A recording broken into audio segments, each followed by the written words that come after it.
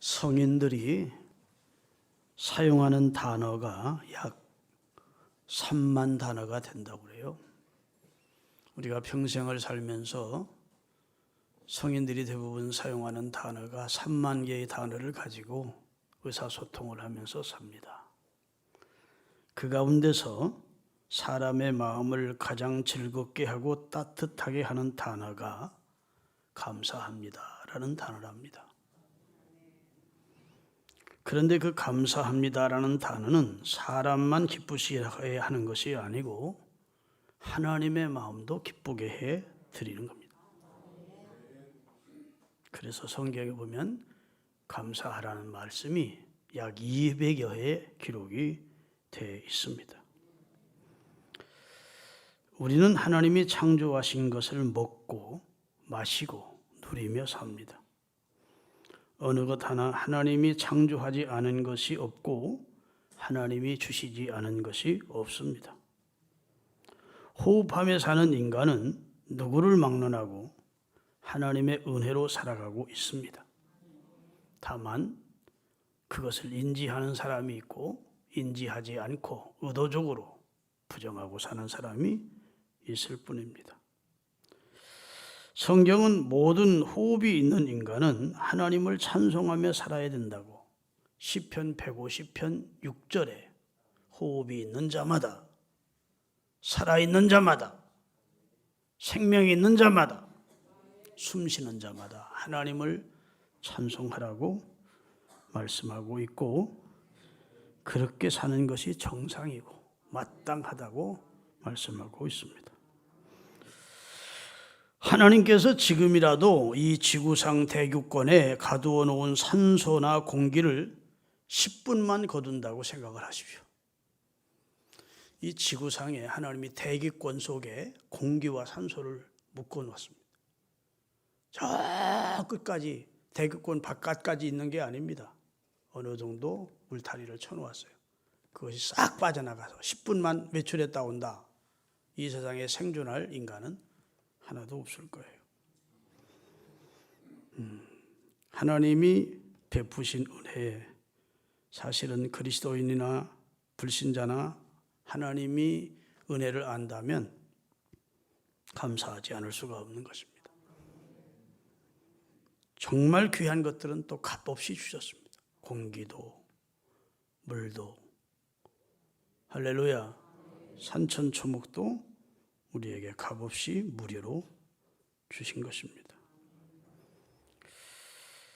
이 세상에는 하나님께 감사할 줄 모르는 자가 있고 또 하나님의 은혜도 모르는 자가 많습니다. 그리스도인은 하나님의 은혜를 알게 된 자입니다. 몰랐었죠, 우리도. 그런데 하나님께서 지혜와 계시의 영으로 역사하셔서 진리의 말씀과 성령의 감동으로 우리가 하나님의 은혜를 알게 됐습니다. 하나님이 창조주라는 사실을 알게 됐고 우리는 그의 피조물이라는 사실도 알고 믿게 됐습니다. 하나님이 창조한 피조물 가운데 인간을 최고의 걸작품으로 최고의 피조물로 하나님이 지어주셨고 인간에게는 지위와 권세와 지혜를 주시고 하나님처럼 영생할 수 있는 하나님의 형상인 영혼을 넣어주신 겁니다. 그리고 생육하고 번성하고 땅을 정복하고 땅을 다스리고 바다의 고기와 공중의 새와 모든 육축을 다스리라 이렇게 축복까지 해주셨습니다. 믿습니까? 그래서 아무리 사나운 맹수라도 사람 앞에는 두려움을 가집니다. 그리고 사람에게 길들여지도록 되어 있습니다. 하나님이 모든 것이 풍족하도록 우리 인류에게 넘치도록 주신 겁니다. 수고해서 먹도록 한 것이 아닙니다. 인간이 타락한 후에 이마에 땀을 흘리고 수고해서 먹게 됐지 타락하기 전에는 하나님이 주신 모든 생명과가 충만했기 때문에 우리가 수고하지 않아도 언제나 그것을 마음껏 누릴 수 있도록 하셨고 그런 것들을 거저 주셨습니다. 아멘. 단 한 가지 선악과만은 하나님이 주권을 인정하는 신앙을 갖게 하기 위해서 하나님과의 인격적인 창조주와 피조물의 관계라고 하는 것을 인정하게 하기 위해서 선악과를 주시며 선악을 알게 하는 나무의 열매는 먹지 말아라. 그래야 네가 나를 존중히 여긴다는 표식이다. 네가 피조물이고 나는 조물주라고 하는 그 선이 어디냐면 선악과다. 이렇게 말씀하고 만약 선악과를 먹으면 정령 죽는다. 선언을 해 주신 것이죠. 할렐루야. 여러분, 하나님의 말씀은 하라는 것과 하지 말라는 것 두 가지입니다. 하지 말라는 것을 하게 되면 망하기 때문에 하지 말라고 한 것이고, 하라는 것을 하지 않으면 망하기 때문에 하라 한 것입니다. 하라는 것은 예하고 하지 말라는 것도 예하고 안 하면 그것이 축복된 인생이고 피조물이 사는 길입니다. 할렐루야. 하나님의 모든 말씀은 우리를 위한 말씀이에요. 하나님이 우리 괴롭히려고 인간에게 말씀을 주신 것이 아니고 하나님의 사랑이 전제된 부모가 자식을 향하여 말씀 주시듯이 우리를 위해서 주시는 말씀입니다. 믿습니까? 보호하시고 복 주시기 위한 말씀이에요. 그런데 아담과 하와는 하나님의 말씀을 무시하고 더 나아가서 하나님의 말씀을 불신하고 더 나아가서 하나님의 말씀을 불순종하고 그 말씀을 짓밟아 버립니다. 단지 자기가 하나님처럼 되겠다는 마귀의 유혹에 넘어간 겁니다. 나도 하나님처럼 돼야지. 내 마음대로 살아야지. 이렇게 생각을 한 것이죠. 그 결과 고통과 지옥의 형벌이 인간에게 주어지게 된 것입니다. 이것은 하나님의 은혜를 저버린 배은망덕의 결과예요. 제 설교가 자장가로 들리면 안 되는데 아주 오늘 가장 기본적인 의미에서 우리가 무엇을 감사해야 되는지를 알려주려고 그러는 겁니다. 마귀가 유혹한 것이 무엇입니까? 하나님의 말씀을 무시하도록 한 겁니다. 하나님의 말씀을 불신하도록 한 겁니다. 그거 아니야. 그렇지 않아. 땀 먹으면 눈이 밝아져. 너희들도 하나님처럼 돼. 너희도 네 뜻대로 사는 존재가 돼. 왜 하나님에게 예속되어 살려 하느냐? 그러면서 누구의 지배도 받지 말고 너도 내 독특한 내 인생을 살 수 있어. 그러면서 선악과를 따먹도록 유혹을 한 것이죠. 여러분, 이게 지금부터 인류의 시조에게 다가온 유혹뿐만 아니고 지금도 현대인들이 이 유혹에 다 걸려 넘어지는 겁니다. 하나님의 말씀대로 살기를 거부합니다. 하나님의 말씀을 무시합니다. 하나님의 말씀을 짓밟습니다. 21세기 과학시대에 왜 하나님의 말씀에 그 마음을 두느냐는 겁니다. 내 생각대로 살지, 내 뜻대로 살지, 내 인생은 내 것인데 그러다가 낭패와 실망을 당한 뒤에야 뒤늦게 손들고 하나님 앞에 돌아온 어리석은 인생도 있고 끝까지 돌아오지 않다가 영원한 지옥의 형벌에서야 들어가서야 누가복음 16장에 나오는 지옥간 부자처럼 나사로의 손끝에다 물 한 방울을 찍어 내 혀를 서늘하게 해달라고 애절하게 부르짖는 인생으로 끝이 날 수가 있는 것입니다. 할렐루야. 여러분, 다 내 마음대로 살고 싶어 하는 것이 현대인이고 우리입니다. 그런데 인간은 피조물이고 인간은 하나님의 은혜로 살아야 되는 존재예요. 따라합시다. 인간은 조물주 대신 하나님의 말씀과 은혜로 살아야 된다. 그게 삶의 원리입니다. 하나님 떠나서 자영자재하며 살던 인생들이 얼마나 그 인생이 처절하게 망하는지를 우리는 봅니다. 여러분, 하나님의 은혜와 하나님의 사랑을 아담과 하와가 저버린 것도 큰 죄악인데 하나님처럼 되겠다는 것이 얼마나 가관이고 악한 짓입니까? 인간은 하나님의 말씀을 소중히 여겨야 됩니다. 이거 다음에 날 때까지 기다릴 거예요. 인간은 하나님의 말씀을 소중히 여겨야 돼요. 귀하게 여겨야 됩니다. 나를 위한 축복된 말씀으로 아멘으로 받아야 됩니다. 성도의 행복 가운데 하나는 하나님의 말씀을 늘 듣고 살다는 것이 축복입니다. 우리는 하나님의 말씀을 짓밟고 무시하는 사람이 아니라 하나님의 말씀을 존중히 여기고 그 말씀을 듣는 시간을 많이 갖는다는 것이 성도의 행복입니다. 할렐루야. 하나님과 인간의 원수가 마귀인데 원수 마귀는 하나님과 우리를 떼놓으려고 노력하는 거예요. 하나님의 말씀을 무겁게 여기고 귀하게 여겨야 되는 것이 인생입니다.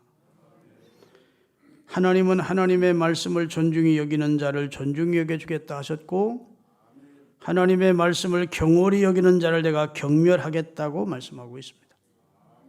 하나님도 하는 대로 해주겠대요.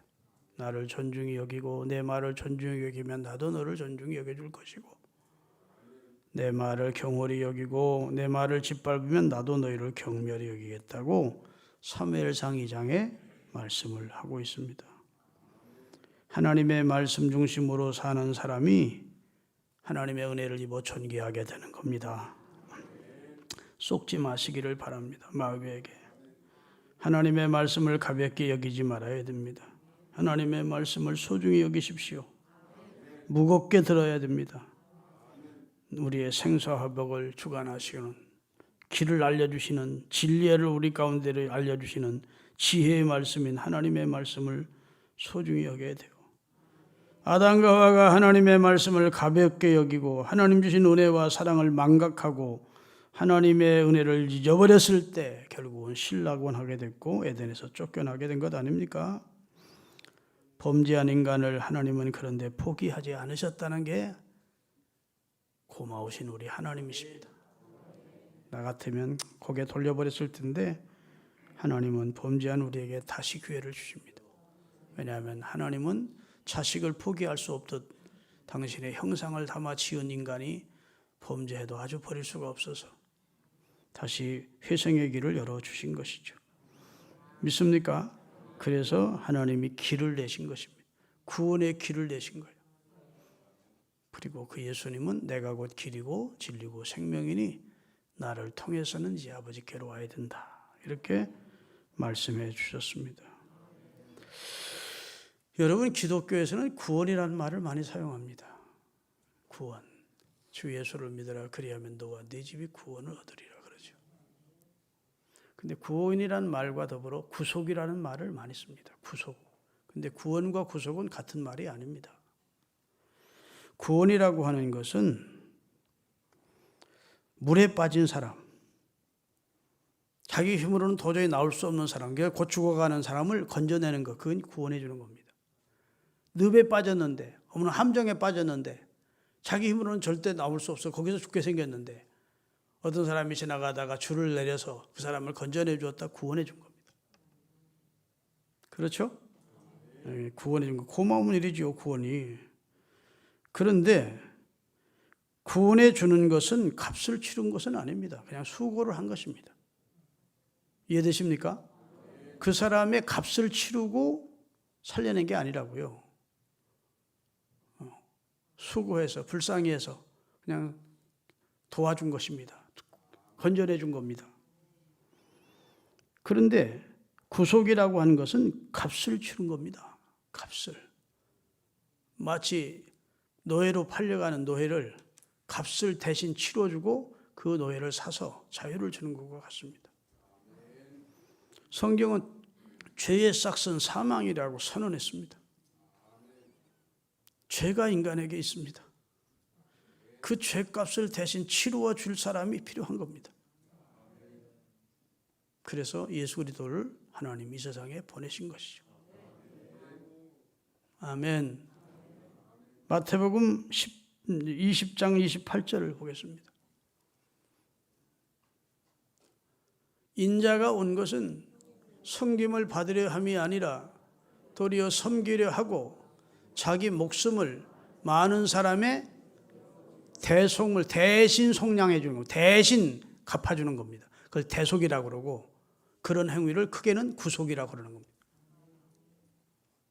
자신의 피로 생명의 피에 있으므로 피가 죄를 속하는데 죄 없는 피 대신 예수 그리스도의 피만이 인류의 죄값을 대신 속량해 줄 수 있기에, 치루어 줄 수 있기에 하나님의 아들이 이 세상에 오셔서 그 모진 고난과 순환을 겪으며 십자가에 피 흘려 죽으셔서 여러분과 저의 죄를 대신하신 겁니다.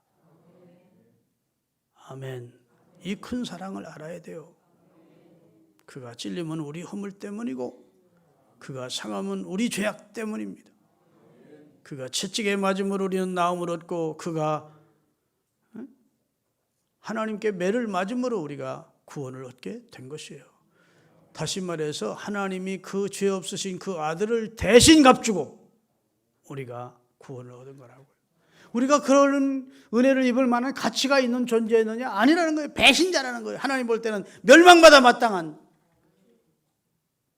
만물의 찌개 같은 존재였는데 하나님이 그 어찌된 사랑인지 하나님의 은혜로 이 쓸데없는 자를 왜 하나님이 구원해 주시기 위하여 당신의 아들을 보내서 당신의 아들의 핏값으로 나를 속량하시고 나를 이제 죄 없는 자로, 죄가 씻겨진 자로 여기시고 구원해 주시는 은혜를 베푸셨다고요. 그래서 구원이라고 하는 것은 대신 값을 지불하는 건 아니에요. 그냥 살리라는 겁니다. 근데 그 구원을 주시기 위해서 하나님은 구체적으로 인간의 죄 값을 지불하셔야 되겠기에 그 아들을, 죄 없으신 그 아들을 죄의 값을 지불하기 위한 대속제물로 보내신 것입니다. 그래서 베드로전서 1장 18절 19절을 같이 읽겠습니다. 너희가 알거니와 너희 조상의 뭐래요? 저게 물려준 헛된 행실에서 너희가 대속함을 받은 것은 은이나 금같이 돈으로 된 것이 아니요 오직 흠없고 점없으신 어린 양, 속죄의 양 같은 예수님의 보배로운 피로 우리가 대속된 것이다. 그거 알아? 그 말입니다. 하나님은 너희가 구원받은 거 불쌍해서 내가 건져준 거 아니야. 그렇게 쉽게 너희들이 구원받은 거 아니야. 너희들의 죄 때문에 너희들은 구원받을 수 있는 대상이 아니었어. 그래서 너희 죄값을 치르기 위해서 내 아들이 희생이 됐다. 그리고 너희들을 살린 거야. 돈 주고 너희들을 살린 거 아니야. 내가 수고해서 살린 거 아니야. 불쌍해서 살린 거 아니야. 엄청난 대가가 지불됐다. 내 아들의 죄 없는 내 아들의 피가 너희들의 죄를 속했다. 그래서 너희가 구원을 받은 거야 라고 하나님이 말씀하시는 거예요. 날 대속하신 예수께 내 생명 모두 드리니 날 영접하여 주소서 내 구주 예수여 나 구주 위해 살리라 내 기쁨 한량 없으리 날 인도하여 주소서 내 구주 예수여 날 대속하신 예수께 내가 내 삶을 드릴 수 있는 것은 그분이 나를 위해 생명을 버려주셨기 때문이라. 이제부터는 주를 위해 살겠다는 찬송 작시자의 신앙 고백을 곡을 붙인 것이 이 찬송입니다.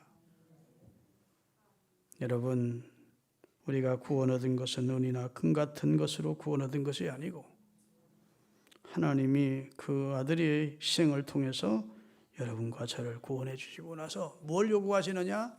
감사하며 살아라 합니다. 네가 마음 다해서 감사해야 돼. 너를 구원하신 주 너희 하나님 나 여호와께 마음 다해서 찬송해야 돼. 영광을 돌려야 돼. 나는 그럴 자격이 있어. 그런 은혜를 너희에게 베풀어 주었어.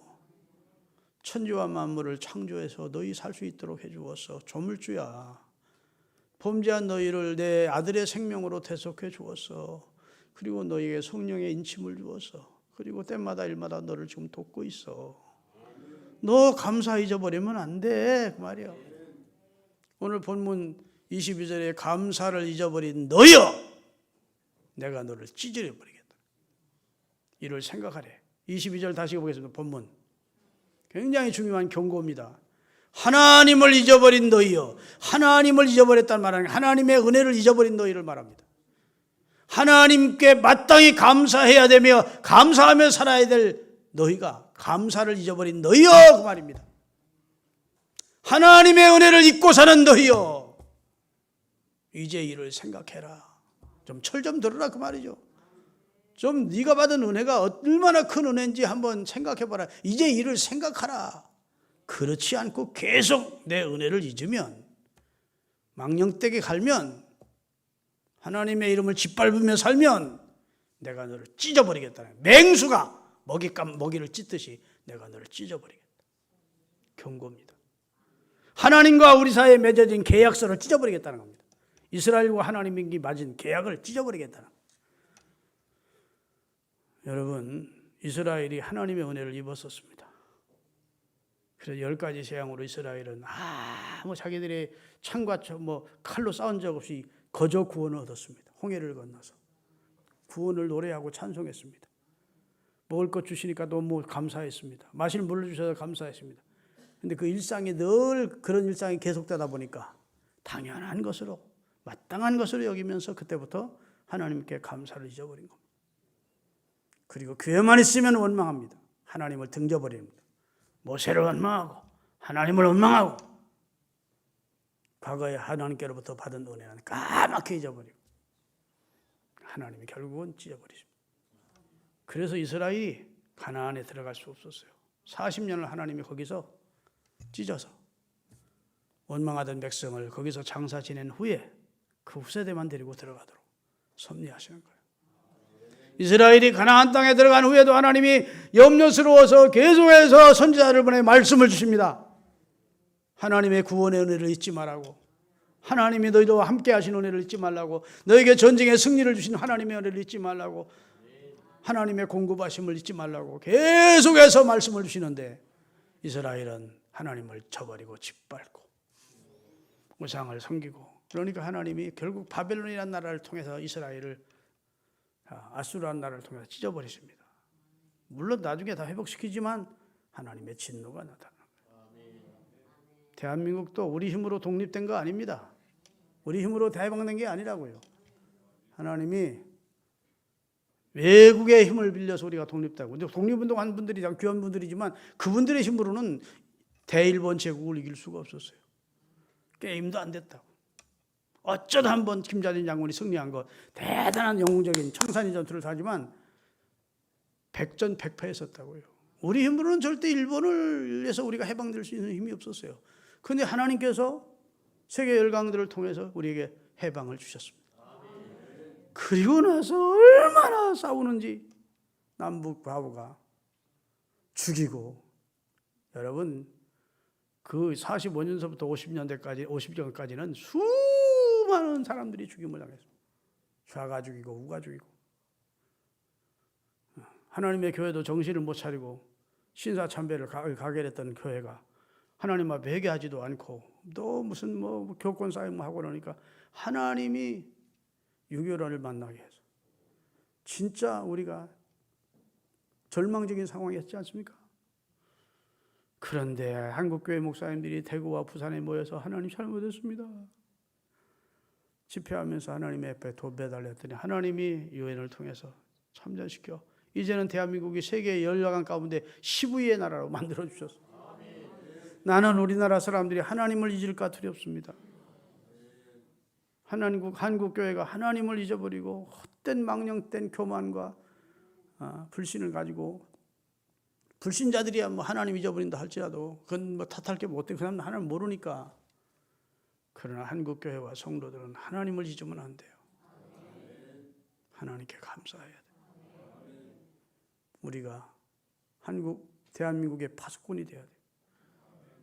할렐루야. 우리가 이 민족을 지키는 의인 10명들이 돼야 된다고. 감사를 잊어버리면 내가 너희를 찢겠다. 내 손에서 건질 자가 없다. 내가 찢는데 누가 못 찢게 할 수 있느냐는 거예요.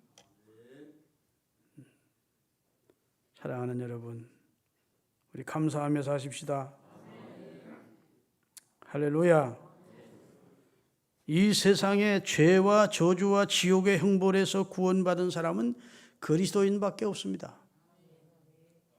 불신자는 죄와 저주와 지옥의 형벌에서 구원받은 사람들이 미안하지만 아닙니다. 죄와 저주와 영원한 지옥의 형벌에서 구원받은 사람은 그리스도인들입니다. 할렐루야. 하나님의 아들 예수 그리스도께서 여러분과 저를 위해 죽으시고 저와 여러분의 죄를 삭세값을 갚아주시고 우리에게 자유를 주셨습니다. 그래서 요한복음 8장 36절에 보면 아들이 너희를 자유케 하면 자유하리라 하시므로 하나님의 아들이 여러분과 저에게 무거운 몽해를 벗겨주시고 자유케 해주신 겁니다. 우리가 주님으로부터 받은 은혜에 다 감사할 수 없습니다. 너무 큰 은혜죠. 우리가 그럴 은혜를 입을 만한 가치 있는 존재가 아니었다는데 더 하나님 앞에 머리 들 수가 없는 송구스러움을 금할 수 없죠. 우리에게 어떤 은혜를 주셨습니까? 하나님의 은혜롭게도 아들이라고 딸이라고 그리고 너는 내 것이라고 성령으로 도장 쳐보시고 함께 해주시고 세상 끝날까지 내가 너와 함께 해줄게. 그리고 영원한 천국까지 영생의 복도 누리게 하셨고 여러분과 저는 예수님 때문에 행복자가 된 것입니다. 그런데 감사를 잊어버려요? 안 되지. 여러분, 감사 없는 예배, 감사 없는 기도, 감사 없는 찬송, 감사 없는 헌금, 감사 없는 봉사는 하나님이 받으시기에 곤란해요. 감사가 그 속에 다 들어있어야 됩니다. 찬송 부를 때도 감사, 예배하면서도 감사, 헌금 드리면서도 감사, 봉사하면서도 감사. 하나님은 우리 중심까지 헤아리는 분이기 때문에 우리가 감사함으로 하나님 앞에 나아갈 때 하나님이 기뻐하시는 거예요. 왜 우리가 하나님 앞에 감사해야 되느냐? 시편 103편 보면 이유를 설명해 주세요. 왜 우리가 그리스도인 된 우리가 구원받은 우리가 감사해야 됩니까? 내 영혼아 여호와를 송축하라. 내 속에 있는 것들아 그 거룩하신 이름을 송축하라. 내 영혼아 여호와를 송축하며 그 모든 은택을 잊지 말지어다. 그 다음에 이유 설명. 그가 내 모든 죄악을 첫째 사하여 주셨고 두 번째 내 영혼의 병을 치료해 주셨고 내 생명을 파멸해서 속량해 내셨고 인자와 긍휼로 영광의 관을 씌워 주셨고 좋은 것으로 내 소원을 만족하게 하사 내 청춘으로 늘 기뻐하며 감사하며 살 수 있도록 독수리처럼 새롭게 해주지 않았느냐. 불신자들에게 그런 은총을 내가 준 적이 없는데 너희들은 그런 은택을 입고 살던 백성이 아니냐. 그래서 하나님이 우리에게 베푸신 은택을 잊지 말지어다 이렇게 말씀하시고 있어요. 그래서 성도는 성전에 들어가면서 감사하고 성전에 들어와서도 감사해야 돼요. 시편 100편 4절입니다. 감사함으로 그의 문에 들어가며 성전 들어가며 뭐 하며 와야 돼요? 감사합니다. 찬송함으로 그의 궁정 안에 들어가서 성전 안에서도 그에게 감사하며 그 이름을 송축해야 된대요. 교회 나와서 여러분 무엇부터 하십니까? 그냥 앉아서 찬송 부르고 있으니까 찬송부터 부르십니까? 안 돼요. 잠시 머리를 숙여서 주님 감사합니다 해야 돼요. 오늘 예배자가 구원해 주셔서 감사합니다. 오늘 예배자로 삼아주신 감사합니다. 저의 죄를 예수님을 통해 사해 주셨다니 너무 감사해야 돼요. 제가 설교 준비하면서 하나님 오늘 말씀을 전할 수 있도록 준비하니 감사합니다. 강대상에서 이 말씀을 전할 수 있는 기회를 주시니 감사합니다. 감사해야지, 감사. 감사하며 사는 게 하나님의 뜻이래요. 고리 데살로니가 전서 5장 18절인가요? 같이 범사에 그리스도인 보고 하는 말입니다. 불신자들은 범사에 감사하지 않아요. 근데 그리스도인들은 범사의 모든 일에 감사하래요. 이것이 그리스도 예수 안에서 너희를 부르신 하나님의 뜻이래요. 하나님이 우리를 왜 구원해 주셨느냐? 왜 우리를 자녀 삼아 주셨느냐? 하나님이 베푸신 은혜에 감사하며 살라고 우리를 구원하셨고, 그것이 하나님이 우리를 부르신 뜻이래요. 목적이래요. 구원해 주신 목적. 그래, 감사하지 않는 건 죄를 범하는 거예요. 사람들은 이 세상에 살면서 진짜 옛날에는 누리지 못했던 지금 문화 혜택을 누리고 과학의 문명 속에서 참 편리한 세상을 삽니다. 대한민국이 5천년 역사에 지금처럼 잘 사는 역사가 있습니까? 그런데도 행복하다고 말하는 사람이 없습니다. 그런다고 감사하다고 말하는 사람이 없습니다. 입만 열면 죽겠다는 겁니다. 힘들어 못 살겠다는 겁니다. 헬 조선에 대한민국을 떠나야 되겠다는 겁니다. 대한민국보다 더 좋은 나라가 어디 있다고.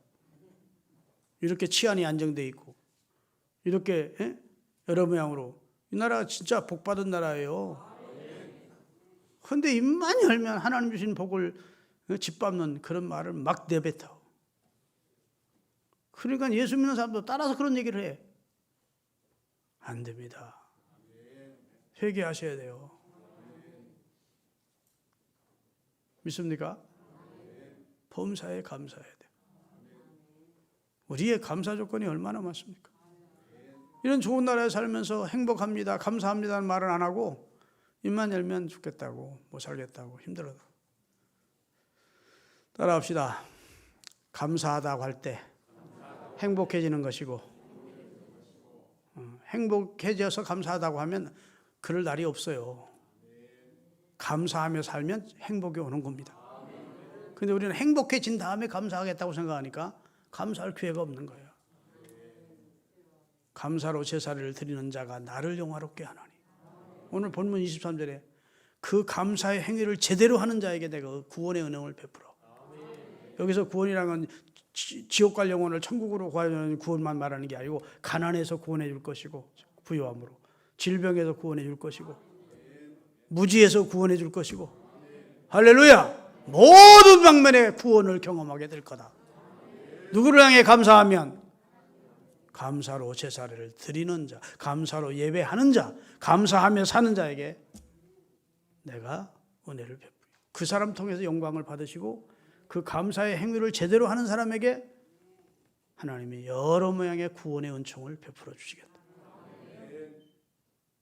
따라합시다. 하나님, 감사할 조건이 수천만 가지인데 감사하며 살지 못했네요. 이제부터는 감사하며 살겠습니다. 감사하며 나는 살리라. 감사하며 나는 살리라. 나의 하루하루를 감사하며 살리라. 감사하며 나는 살리라. 다시 한번. 감사하며 나는 살리라. 감사하며 나는 살리라.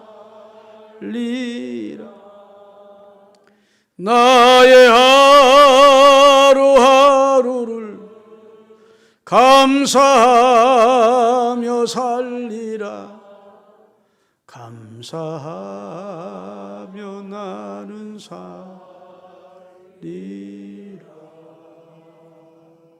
세계에서 가장 감사 많이 하는 나라가 미국입니다.